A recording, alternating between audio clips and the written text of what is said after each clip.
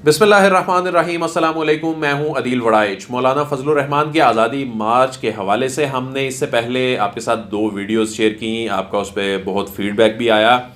तो आज की वीडियो की ख़ास बात ये है कि हमारे दोस्त और इस्लामाबाद के senior political correspondent Shakir Solangi साहब की मौलाना फजल-उर-रहमान के साथ ख़ुसूसी नशिस्त हुई और कई सवालात जो आपके जहनों में हैं, जो पाकिस्तान के पॉलिटिशियंस के जहनों में हैं, जो मीडिया पर्सनस के जहनों में हैं, तो वही अहम सवालात शाकिर सोलंगी साहब ने मौलाना फजल-उर-रहमान के सामने रखे और उनकी जानिब से बड़े दिलचस्प और अहम जवाब जो हैं वो आए, जो हम आपके साथ शेयर करने जा रहे हैं।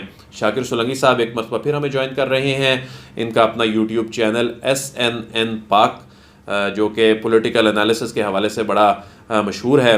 तो शाकिर सोलंगी साहब, अस्सलाम वालेकुम। अस्सलाम वालेकुम। शाकिर साहब, ये बताइए कि मौलाना फजल-उर-रहमान के साथ आपकी आज कितनी देर मुलाकात हुई और आज आपने धरने की तारीख़ के हवाले से, इस्लामाबाद में उनके दाखिले के हवाले से बड़ा अहम सवाल किया और उन्होंने अपना प्लान आपको बताया। इस हवाले से हमारे नाज़रीन को बताइएगा। हाँ जी, बिल्कुल अदील, आज मैंने फ़ोन किया था मौलाना को कि हम मिलना चाह रहे हैं, कुछ दोस्त सहाफ़ी 4-5, और क्योंकि बहुत सारी चीज़ें क्लियर होना ज़रूरी थी हमारे लिए। बीट रिपोर्टर हैं, ज़ाहिर है बीट कवर करते हैं, ज़िम्मेदारी है, तो उसमें प्रेस कॉन्फ्रेंसेस में या सियासी मुलाकातों में चीज़ें क्लियर बहुत सारी नहीं होती हैं, ऑफ द रिकॉर्ड गपशप में क्लियर होती हैं। तो मौलाना से टाइम लिया, 5-8 दोस्त में लेके गया, इकट्ठे गए हम।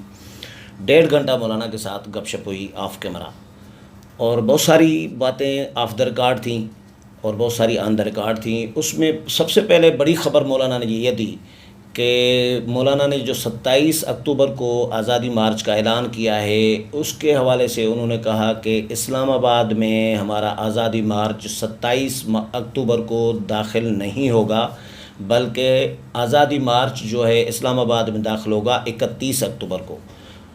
तो हम इस तरह चौंक गए। हमने कहा कि मौलाना ये तो 4 दिन का गैप है। तो मौलाना ने कहा कि 4 दिन का गैप इसीलिए है क्योंकि जो चित्राल से लोग निकलेंगे या कोयटा से निकलेंगे, कराची से निकलेंगे, तो गिलगित बल्तिस्तान से निकलेंगे, तो अमूमन वो रास्ता 2 दिन का बनता है वैसे, लेकिन रूटीन में, लेकिन जब वो काफ़िले की सूरत में निकलेंगे तो इनको 4 दिन इस्लामाबाद पहुँचते पहुँचते लग जाएंगे। तो इस तरह हमने हिकमत अमली तय की है, स्ट्रैटेजी के दूर दराज इलाकों के लोग 27 को निकलेंगे, उससे कुछ नज़दीक जो इस्लामाबाद को इलाके पड़ते हैं कम दूर वाले, उनके लोग 28 को निकलेंगे। फिर और जो नज़दीक इलाके हैं इस्लामाबाद को पड़ते हैं वो 29 को निकलेंगे। फिर या पंजाब के फ़र्ज़ करें लाहौर, नारोवाल, गुजरांवाला, गुजरात, सियालकोट, अब ये लोग एक दिन में पहुंच सकते हैं, तो ये 30 को निकलेंगे।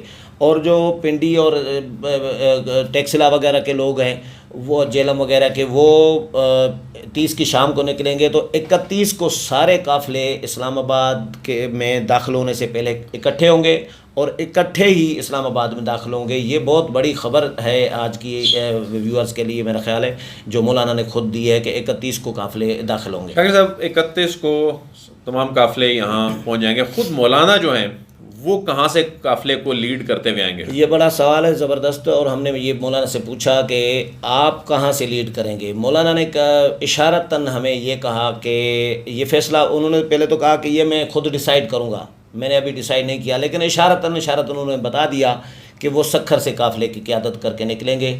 और सखर से हमने ये वजाहत नहीं मांगी क्योंकि वो उन्होंने क्लियर नहीं कहा, तो इशारतन ही कहा है, तो हम समझ गए कि मौलाना सखर से क्यों नहीं निकलना चाह रहे। हमने ये समझा कि जो हमने अखज़ किया या तजिया है हमारा कि मौलाना सखर से ही क्यों, मौलाना तो पेशावर से निकलना चाहिए, लेकिन पेशावर से नहीं निकल रहे क्योंकि KPK में हुकूमत PTI की, पंजाब में हुकूमत PTI की, बलूचिस्तान में हुकूमत PTI की। मौलाना अगर इन 3 सूबों में से काफ़िले की किसी की क़यादत करके निकलेंगे तो मौलाना वहीं पे गिरफ़्तार हो सकते हैं, ये इम्कानात इसके मौजूद हैं।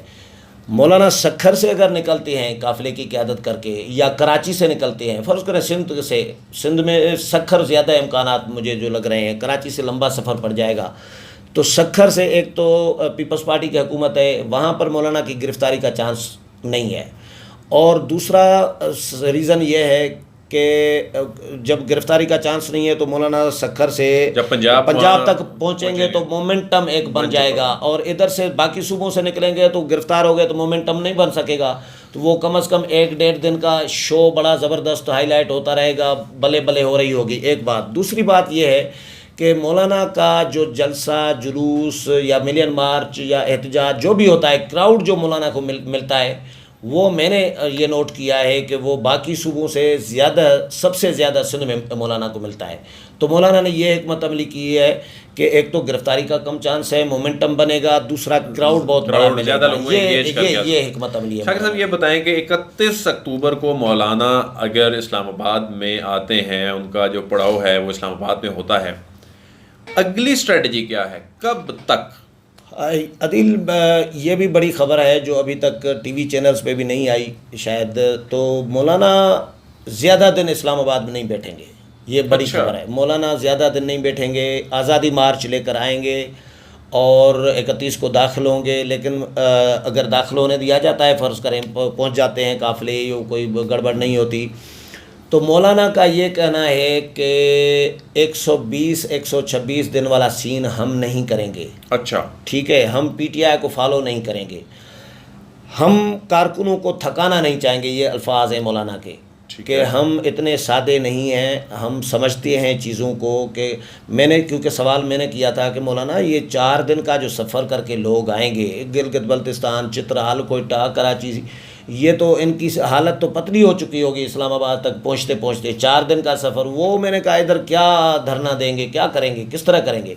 تو مولانا نے کہا کہ یہ سب ہم نے سوچ لیا ہے، ہم نے پلان بی سی سب ہمارے پاس ہے، یہ ہم حکمت عملی کچھ شو نہیں کر رہے، لیکن زیادہ دن دھرنا نہیں چلائیں گے مولانا، کیونکہ مولانا کہہ رہے ہیں کہ ہم نے آگے اپنی حکمت عملی پھر چینج کرنی ہے. کیا مطلب؟ مولانا تو یہ دعویٰ کرتے ہیں ہم حکومت کو گرانے آ رہے ہیں، وہ تو کہہ رہے ہیں کہ وہ نہیں، لیکن اس کا مطلب ہے کہ وہ یہاں پر آ کر اپنا پروٹیسٹ جو ہے وہ رجسٹر کروا کر یہاں سے چلے جائیں گے، پھر پلان بی پر عمل کریں گے. بالکل ایسا ہی ہے، کیونکہ یہ پلان اے ہے جو آ رہے ہیں. اور دھرنا دیں گے ضرور، ایسا نہیں ہے کہ دھرنا نہیں دیں گے. وہ چند گھنٹوں کا بھی ہو سکتا ہے، وہ 1 دن کا بھی ہو سکتا ہے، 3 دن کا بھی ہو سکتا ہے، لیکن بہت زیادہ لمبا نہیں ہے.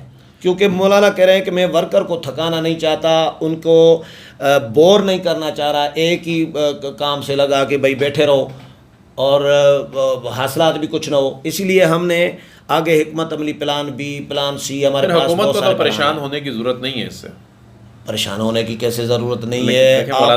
2-3 دن بیٹھے چلے جائیں. نہیں ٹھیک ہے، لیکن عدیل ایک بات دیکھیں، جب قافلے سینکڑوں کی تعداد میں فرض کریں گاڑیاں نکل رہی ہیں مختلف روڈوں سے، جی ٹی روڈ بلاک کرتے آ رہی ہیں، موٹر وے سے آ رہی ہیں، کسی اور روڈ سے آ رہی ہیں، جب یہ قافلے گزریں گے تو آپ کی ٹریفک ڈسٹرب ہوگی. لیکن 3-4 دن بعد چیزیں نارمل ہو جائیں گی. لیکن 3-4 دن میں نقصان کتنا ہوگا آپ کے ملک کا، جو معیشت کا یہ وہ، تو وہ حکومت کے لیے زیادہ پریشانی کی بات ہے نا، کہ نقصان تو ہوگا. تو یہ حکومت کو گرا کر یہ دھرنا ختم کر کے نہیں جائیں گے، جو مولانا کی باتوں میں سے لگا ہے. آگے پلان بی سی پہ عمل کریں گے مولانا. اچھا، تو یہ بتائیں کہ مولانا کتنے کانفیڈنٹ ہیں کہ نون لیگ اور پیپلز پارٹی انہیں جوائن کرے گی؟ مولانا کی بالکل، مولانا تو کہہ رہے ہیں کہ پیپلز پارٹی نون لیگ آئے گی. ایک سوال میں نے کیا تھا مولانا سے کہ کیا پیپلز پارٹی اور نون لیگ نے آپ سے یہ ڈیمانڈ کی ہے کہ آپ دھرنا نہ دیں، آزادی مارچ لے کر آئیں، یہاں پر احتجاج کریں، جلسہ کریں اور واپس چلے جائیں تو ہم آئیں گے؟ یہ نون اور پی پی نے کہا ہے. تو مولانا نے سنجیدگی سے بڑا سنجیدہ ہو گئے. مجھے لگا کہ یعنی بات ہے کچھ. مولانا نے جس طرح ایکسپریشن دیے نا، تو مجھے لگا کہ یہ بات ہوئی ہے اندر. اور مولانا نے تبھی یہ کہا یہ کہ ہم زیادہ لمبا نہیں کرنا چاہ رہے. یا تو یہ ہو سکتا ہے کہ یہ جو مولانا خبر دے رہے ہیں ہمیں کہ زیادہ لمبا نہیں کرنا چاہیں گے، یہ ہے، ہو سکتا ہے یہ حکمت عملی ہو کو یہ باتیں کروں تاکہ ایک دفعہ اسلام آباد میں گھسنے دیں نا، گھسنے دیں، بعد میں دیکھا جائے گا. یہ بھی اسٹریٹجی ہو سکتی ہے، جو ابھی کہہ رہے ہیں کہ ہم جلدی اٹھ جائیں گے، ہو سکتا ہے بعد میں وہاں پر جس طرح عمران خان نے کیا تھا کہ بھائی ادھر تک جانے تو دو نا. ہمیں چودھری نثار جانے نہیں دے رہے تھے 2014 میں، ہمیں ڈی چوک تک جانے تو دو نا. شاکر صاحب फंडिंग की क्या स्ट्रेटजी है? जाहिर है धरना आता है, हज़ारों लोगों को खाना खिलाना पड़ता है, 3 टाइम का उन्हें अकोमोडेट यहाँ करना पड़ता है, तो फंडिंग की क्या स्ट्रेटजी बताते हैं? यार मौलाना कह रहे थे कि फंडिंग हमारी तंजीम ने अपने वर्कर से चंदा किया है, जो हमारे हमदर्द हैं उनसे चंदा किया है। किसी ने 50 रुपया, किसी ने 1000 रुपया, किसी ने लाख रुपया, किसी ने 5 लाख रुपया। लेकिन वो जो हमारे पार्टी के जो पैसे वाले मुखय्यर लोग हैं, मौलाना का कहना है कि उनको हमने ज़िम्मेदारी रखी हुई है, उन्होंने चंदा और सूबाई तंजीमों को ज़िम्मेदारी रखी हुई है कि उन्होंने तय किया है कि किस ज़िले से कितना चंदा होना चाहिए, किस ज़िले से, वो सारा चंदे पे किया है हमने निज़ाम। और खाने का इंतज़ाम इस तरह होगा कि जिस तरह रायविंड में होता है, रायविंड में भी बहुत बड़ा इज्तिमा होता है ना, कोई रायविंड वाले अपनी जेब से खर्चा नहीं करते कि रायविंड वाले करते हैं, ऐसा ही है। आप गए हैं कभी रायविंड? मैं भी नहीं गया, लेकिन मैंने जो सुना है वहाँ पर ये होता है कि लोग जो हमदर्दी रखने वाले होते हैं, फ़र्ज़ करें 50 लाख एक बंदे के पास हैं, 20 लाख हैं, वो 20 लाख लगाना चाह रहा है और नो प्रॉफिट नो लॉस की बुनियाद पर खाना सर्व कर रहा है और वो उतने ही पैसे 20 लाख ही निकाल रहा है। तो इस तरह की क्योंकि उसमें मौलाना का क्लेम है कि उसमें हमारे बहुत सारे JUI के लोग ही होते हैं जो कर रहे होते हैं ये काम, तो हमने उनको भी जिम्मेदारी दी हुई है। तो खाने का इस तरह निज़ाम होगा और अखराजात। शाकिर साहब, आखिरी सवाल और सबसे अहम सवाल, मौलाना से आपने ये बात पूछी कि आपके धरने के पीछे कौन है? हाँ, मैंने पूछा वाकई रियली। मैंने कहा मौलाना एक बात डिस्कस हो रही है मीडिया में भी, सियासतदानों में भी, कि मौलाना को शायद कहीं से इशारा है। मैंने ये इशारा कहा तो मौलाना संजीदा हो गए। उन्होंने कहा कि यार ये माजी में रहा है, इशारे रहे हैं। ये चार्टर ऑफ डेमोक्रेसी जब तक साइन नहीं हुआ था नून लीग और पीपल्स पार्टी के दरमियान, बड़ी जमातों के दरमियान, तब तक ये एक ग्रुप को, एक पार्टी को इशारा मिलता था कि भाई निकल पड़ो, हुकूमत गिराओ।